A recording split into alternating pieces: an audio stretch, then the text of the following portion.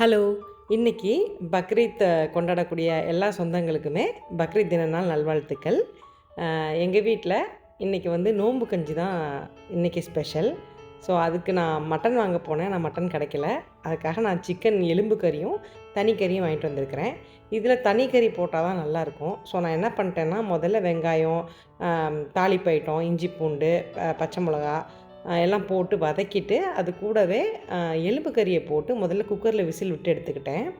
அப்புறமா கறிய மட்டும் தனியா எடுத்து டீபோன் பண்ணி, இந்த கறிய நான் வந்து இந்த வீடியோட எண்டுக்குள்ளார நான் ஆட் பண்ணிருவேன். இப்போ தனி கறிய தண்ணி விட்டு நம்ம தனியா அவிச்சுக்கலாம். கொஞ்சம் ஸ்மெல் இருக்காது. இத நம்ம தனியா அவிச்சுட்டு அப்ப தான் உதிரி உதிரியாவும் வரும். இப்போ பாருங்க, நான் போன வந்து டீபோன் பண்ணுறதுக்கு எடுத்து வச்சுட்டேன். இப்போ இந்த தனி கறி அவிச்சிருந்தேன் இல்லையா? அதையும் நான் வந்து இது கூட கொட்டிட்டு, தேவைப்பட்ட காய்கறி, அப்புறம் வந்து அரிசி, பருப்பு, ஒரு 4 கல்லணி பெனஞ்சிட்டு, நான் இத தேங்காய் பால்ல தான் கொஞ்ச நேரம் ஊற வச்சுருந்தேன். 2ஆம் தேங்காய் பால்ல. இப்போ இந்த 2ஆம் தேங்காய் பால், உப்பு, கூடவே புளிப்புக்கு தயிர் ஒரே ஒரு டேபிள் ஸ்பூனு எல்லாம் சேர்த்துட்டு ஒரு கிண்டி கிண்டிக்கலாம். இப்போ டீபோன் பண்ண கறியையும் நமக்கு தேவைப்படுற அளவுக்கு தண்ணியும் சேர்த்து நல்லா வேக வச்சு எடுத்ததுக்கப்புறமா தக்காளியே கழுவிக்கணும். தக்காளியிலேருந்து புளிப்பு வரக்கூடாது, கலரும் மாறக்கூடாது. தக்காளியும் திக்கான தேங்காய் பாலையும் ஊற்றி இந்த இடத்துல கிண்டி இறக்கிற வேண்டியதான். இது ஓப்பன்லேயே பண்ணால் போதும். இப்போது கஞ்சி ரெடி ஆயிடுச்சு. நான் ரைசின்ஸ் மேலே போட்டு சாப்பிட போகிறேன்.